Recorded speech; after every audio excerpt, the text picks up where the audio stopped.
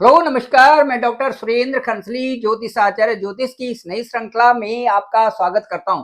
दोस्तों, आज बात करेंगे हम तुला राशि की, लिब्रा साइन की। और लिब्रा साइन में हम पहुंचते हैं उस जगह जो कि आपके लिए एक बहुत ही सुंदर 2025 में जो एक टारगेटेड है आपके लिए, जो आपने काम करना ही करना है, उसकी ही चर्चा करते हैं।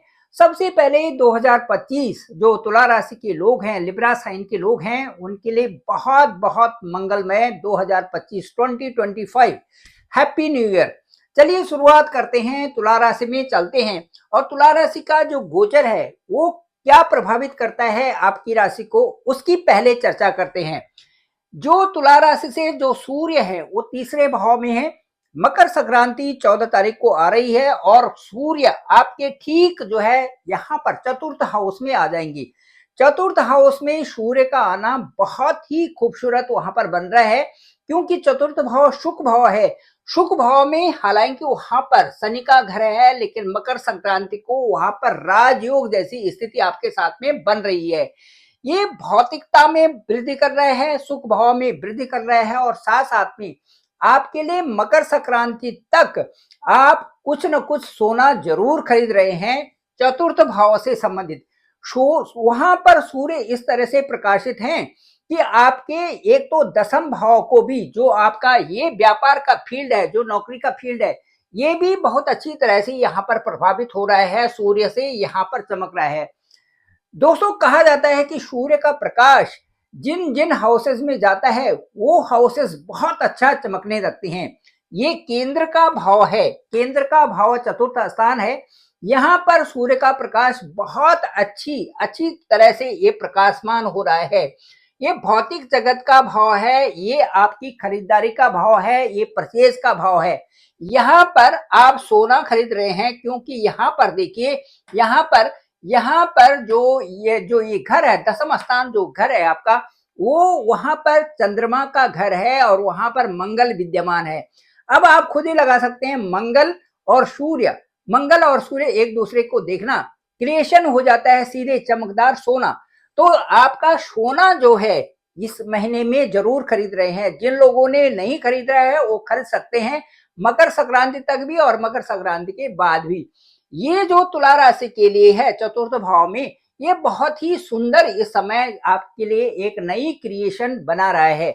चलिए इसके बाद दूसरा जो देखते हैं कि सोना ही आपने क्यों खरीदना है, इसमें और चर्चा करते हैं। यहाँ पर जो पंचम स्थान है, पंचम स्थान में यहाँ पर शनि का घर है, ये आपकी तुला राशि के हिसाब से। अब तुला राशि के हिसाब से ये शनि का घर है, लेकिन काल पुरुष की कुंडली देखा जाए तो वहां पर आप सूर्य का ही घर है। अब सूर्य के घर में, और यहाँ पर यदि काल पुरुष की कुंडली देखा जाए तो ये चंद्रमा का घर है। चंद्रमा के घर में सूर्य का आना काल पुरुष की कुंडली के अनुसार, अब काल पुरुष की कुंडली के अनुसार सूर्य का उससे अगले हाउस में रहना।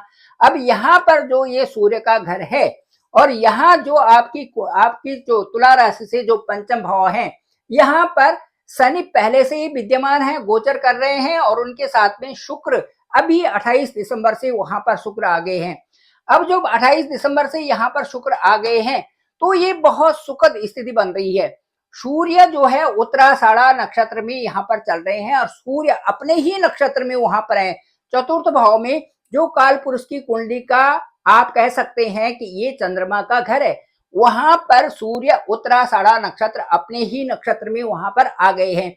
जब अपने ही नक्षत्र में कोई आएगा और वो घर जो है काल पुरुष की कुंडली के अनुसार जो सुख भाव होगा, और वो काल पुरुष की कुंडली के अनुसार वो चंद्रमा का घर होगा, तो आप ये समझिए मित्र का घर भी काल पुरुष के अनुसार, मित्र का घर भी काल पुरुष के अनुसार, सारी सुख सुविधाओं का घर भी, भौतिक सुखों वाला घर भी, सामने से मंगल की दृष्टि भी। तो इससे ये प्रतीत होता है कि शुक्र भी यहाँ पर आने पर एक चमकदार ग्रह हैं, जो कि पूरी चमक दिखा रहे हैं। यहाँ पर संतान भाव में संतान की वृद्धि करेगा, प्रेम संबंधों की वृद्धि करेगा, सुखों की वृद्धि करेगा। साथ साथ में शनि और पंचम में शनि, और जो यहाँ पर शनि के साथ में जो शुक्र है, वो बड़ी अच्छी अनुभूति, बड़ा सुखद आपको समय दे रहा है। ये पति पत्नी के लिए भी अच्छा है, साथ साथ में प्रेम संबंधों के लिए भी अच्छा है। आपकी सगाई के लिए भी अच्छा है और आपकी जो है शादी के लिए भी ये बहुत अच्छा योग यहाँ पर बन रहा है।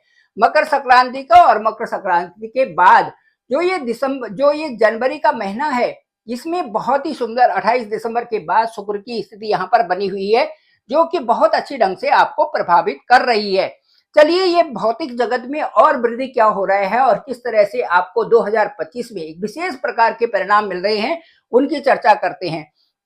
यहाँ पर जो छठा स्थान है, काल पुरुष की कुंडली के अनुसार ये कन्या राशि का है और बुध राशि का ये घर है। लेकिन आपकी कुंडली के अनुसार, तुला राशि के अनुसार जो ये छठा घर है, यहाँ पर राहु का गोचर है और राहु जो है शनि के नक्षत्र के ऊपर चल रहे हैं। केतु ठीक जो है आपके विदेश भाव में है। इसका मतलब ये हुआ कि विदेशों से संबंधित आपको काफी कुछ लाभ की प्राप्ति हो सकती है या दूरस्थ स्थानों से लाभ की प्राप्ति आपको होगी। आप प्रयास कर रहे हैं और प्रयास के साथ साथ में उन लाभों तक पहुंचना आपकी दृष्टिगत हो रहा है, जो कि आपको वैसे ही अच्छे परिणाम भी देने की, सुखद अनुभव देने के पूरे प्रयास यहाँ पर से राहु बना रहा है। राहु का छठे हाउस में गोचर करना, राहु अपने शत्रुओं को परास्त करते हैं, इसमें कोई भी संदेह नहीं है। रोग, ऋण और शत्रु का घर है। यदि आप अपने स्वास्थ्य के प्रति भी आप जागरूक हो रहे हैं, स्वास्थ्य के लिए भी आपने कमर कस दी है, इसमें कोई संदेह की बात नहीं है। राहु छठा घर है, रोग का घर है, वहां पर राहु का जाना मतलब रोग खत्म। इस तरह से यहाँ पर राहु के छठे घर में जाना मतलब आपके लोन खत्म। यहाँ पर छठे घर में राहु का जाना, इसका मतलब है कि आपका जो शत्रु हैं वो खत्म।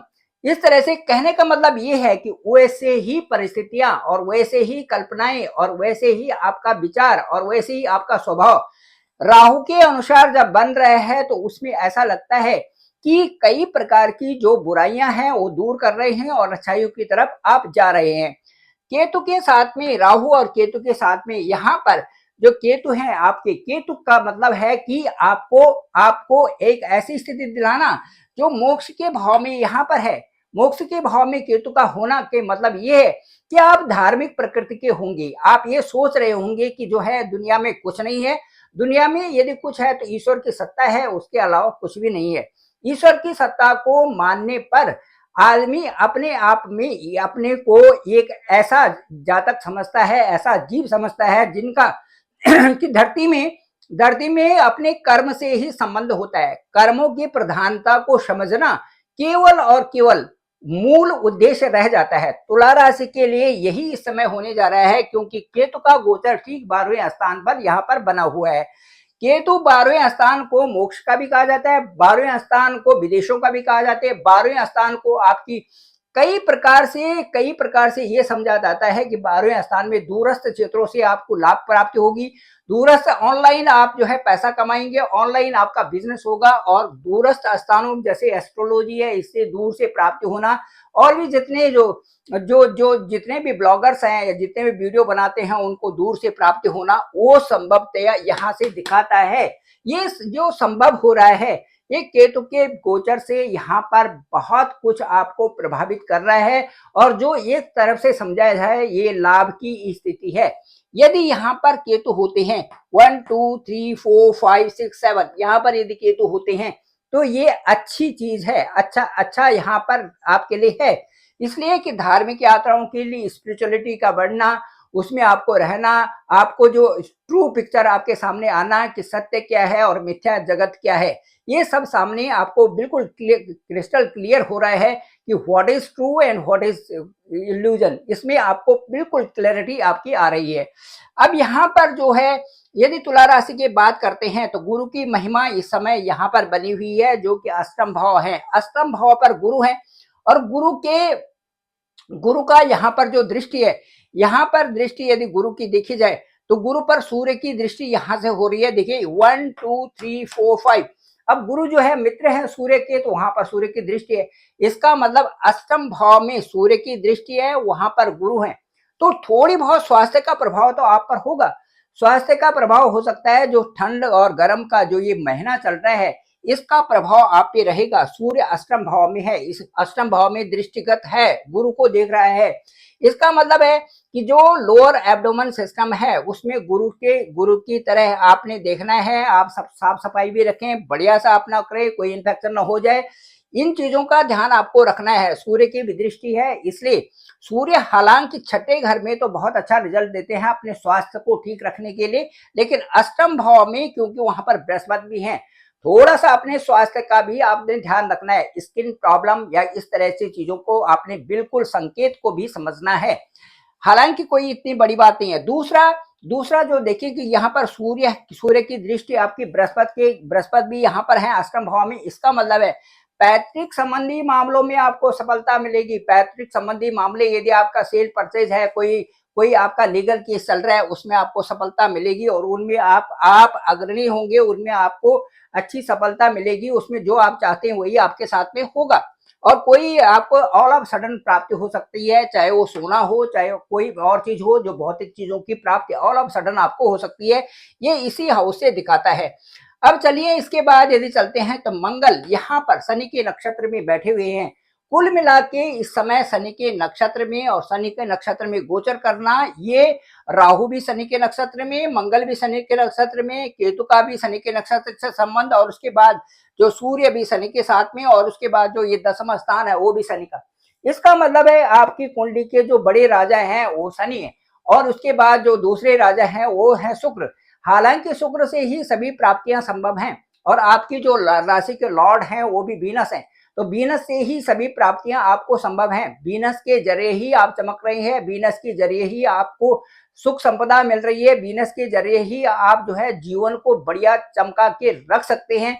इसके साथ साथ में जहां पर जो है शनि का आ रहा है, शनि का पूरा गोचर आ रहा है, शनि के सारे पूरे नक्षत्र आ रहे हैं, वहां पर शनि की माननी जरूरी है। इसका मतलब डिसिप्लिन रखना, इसका मतलब अपने सही कर्मों पे चलना, इसका मतलब अपने सही सही उद्देश्यों की पूर्ति करना, इसका मतलब अपनी सही प्लानिंग से करना। इसके साथ साथ में मैं बताऊंगा कि आगे बढ़ते रहें, ऊर्जावान बने रहें, नया जोश अपने में लाए, अपने सपनों को साकार करें, नई जो है एक रेजोल्यूशन ले, नए साल में नया अध्याय लिखें।